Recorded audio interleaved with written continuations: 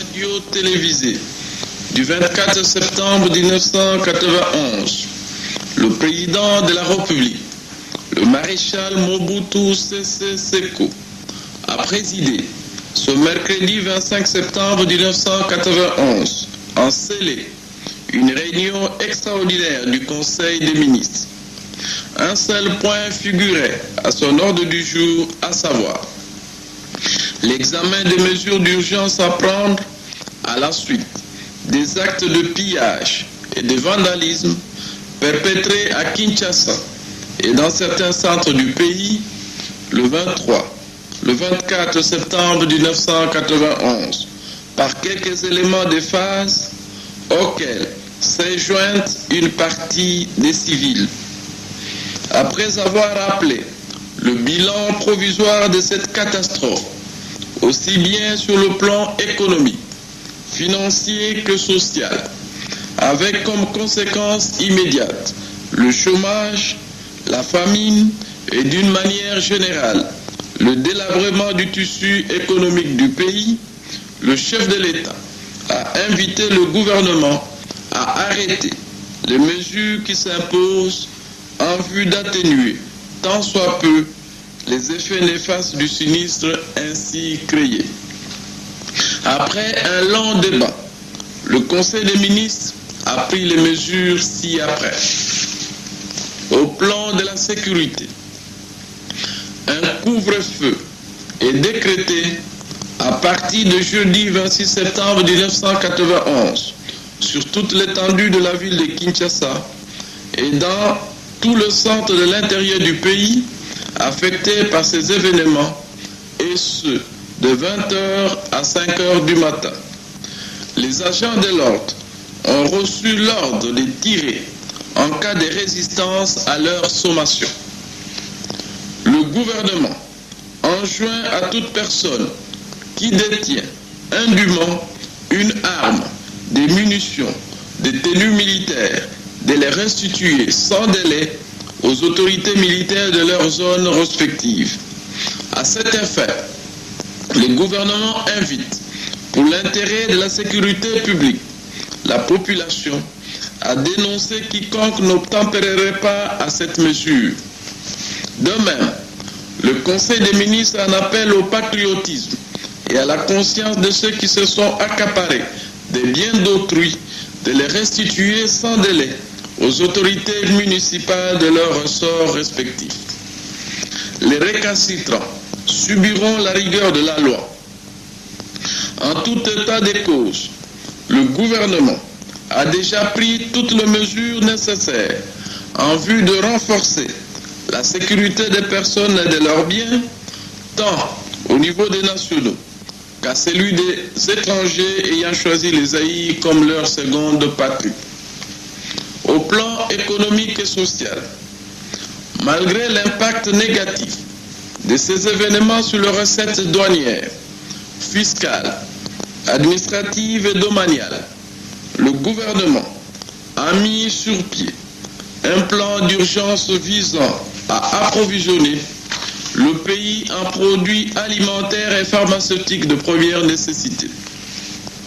Les ressources nécessaires seront mobilisées en vue d'exécuter les dits programmes. D'autre part, le gouvernement apprécie hautement les offres d'aide de certains partenaires bilatéraux dont la France. Une commission mixte, gouvernement, ANESA, sera instituée à bref délai sous la présidence de Monsieur le Premier ministre afin d'évaluer les dégâts et d'étudier les mesures incitatives devant permettre la restauration rapide du tissu économique gravement atteint. Par ailleurs, en vue de soulager tant soit peu les charges sociales de la population, le Conseil des ministres a décidé le maintien jusqu'à nouvel ordre du gel des tarifs d'eau et d'électricité. Dans le même ordre de préoccupation, le Conseil des ministres a décidé de reporter au 4 novembre 1991 la rentrée scolaire initialement prévue au 30 septembre 1991.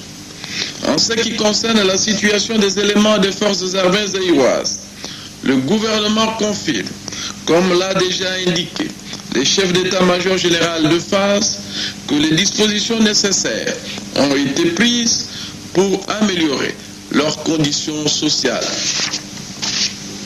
Mais auparavant, le Conseil des ministres a sévèrement fustigé le comportement incivique, irresponsable et indigne de tous les auteurs et leurs complices de la situation dramatique que la nation tout entière déplore et qui a réduit au chômage de nombreux responsables de famille. Dans le même ordre d'idées, le gouvernement invite, une fois de plus, la classe politique zaïroise à faire montre de plus de tolérance et du sens aigu de responsabilité dans ses discours. Le gouvernement saisit cette même occasion pour rappeler à la presse écrite privée les principes déontologiques en s'abstenant de relayer des appels à la violence, à la désobéissance civile et à l'injure.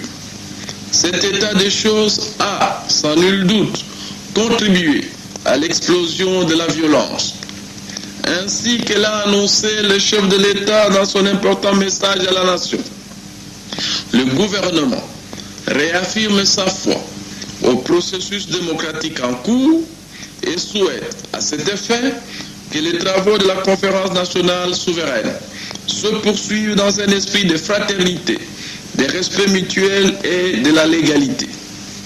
Dans ce cadre, le Premier ministre a été chargé de poursuivre les différentes concertations qu'il avait déjà initiées depuis dimanche dernier avec les dirigeants de toutes les tendances politiques et ceux de la société civile afin d'organiser un redémarrage rapide et un déroulement plus rationnel des travaux de la conférence nationale souveraine. Le Conseil des ministres a loué le patriotisme des agents de certains services publics, en l'occurrence la Régie des eaux, l'ONPTZ, la SNEL, la RVA, l'OZRT et certains services médicaux qui, en cette période particulièrement difficile, se sont acquittés honorablement de leur mission. Enfin, le Conseil des ministres a créé en son sein un comité interministériel de crise composé de Monsieur le Premier ministre, 4 vice-premiers ministres, ministre des Affaires étrangères, ministre de la Coopération, ministre de la Défense nationale, ministre de Finances, ministre du Plan, ministre de l'Information et de la Presse, ministre de la Santé, ministre des Travaux publics et ministre des Transports. Je vous remercie.